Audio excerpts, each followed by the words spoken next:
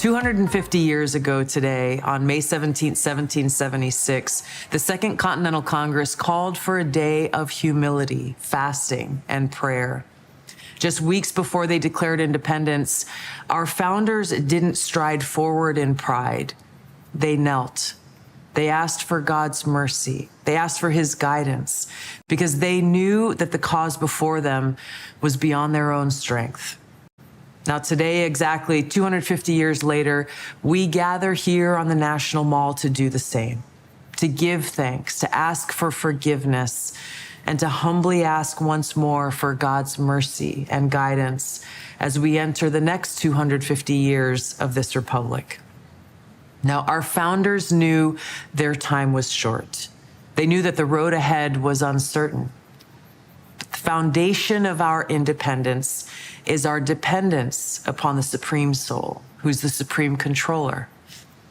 Now, all of us and all of our leaders need to get on our knees and prostrate ourselves before the Supreme Lord, acknowledging that we are totally dependent upon him for our success, indeed, for our survival.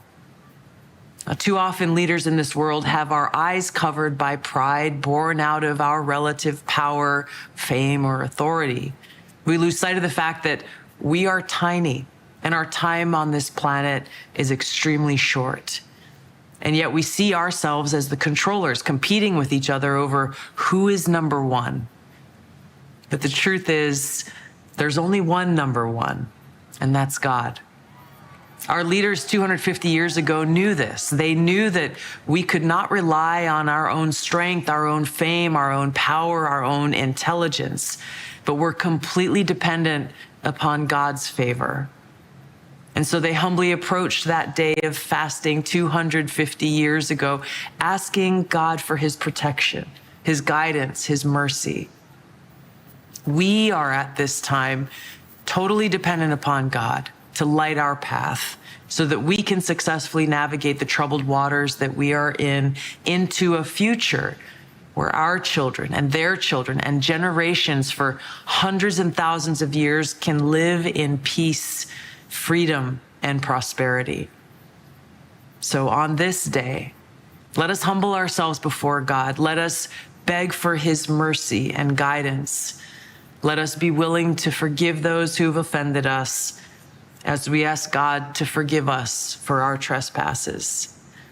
And let us all today, in the privacy of our own homes and hearts, take shelter in God's love and remember him. Aloha. No, the CIA cannot overrule the president. The CIA cannot even overrule the director of national intelligence.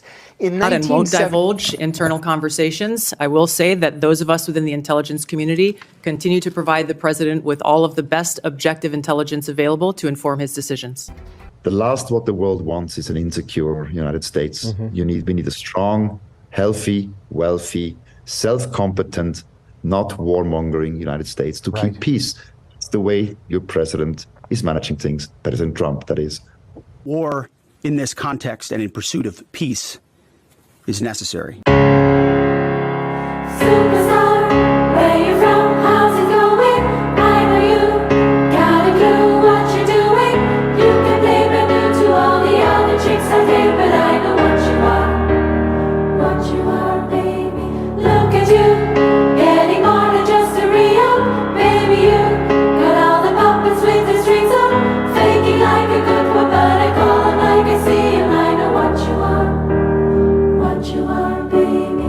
Womanizer, womanizer, you're a womanizer, womanizer, you're a womanizer, baby. You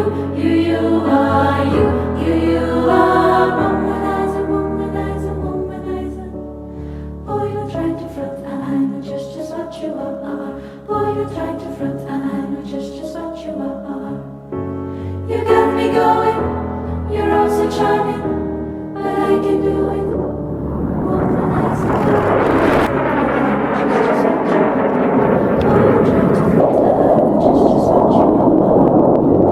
You say I'm crazy, you're nothing but a womanizer.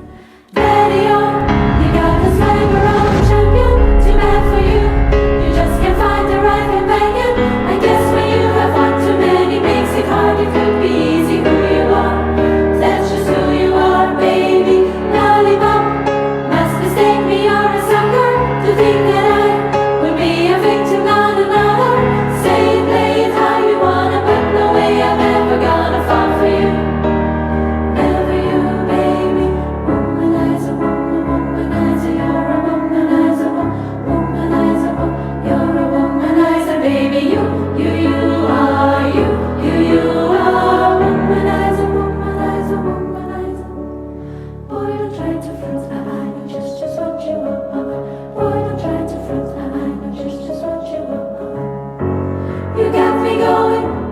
You're all so charming.